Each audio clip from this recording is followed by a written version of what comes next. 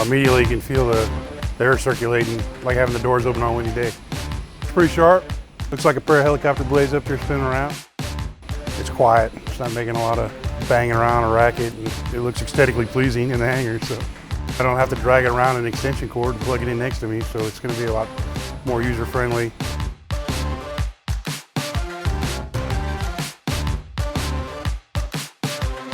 DCI Logistics is the transportation branch of Dialysis Clinic Incorporated. It's a nonprofit kidney foundation. We do both air and ground transportation missions, getting transplant organs to as many recipients as we can.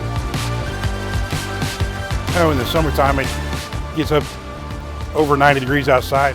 It's like an oven. It can, it's a steel building. The sun beats down on it, especially in the afternoon. It'll heat it up rather quickly. Opening the doors is your only cooling, but it also increases the heat in the hangar. You get irritable, you get impatient, you're not very friendly to people. It should help with that.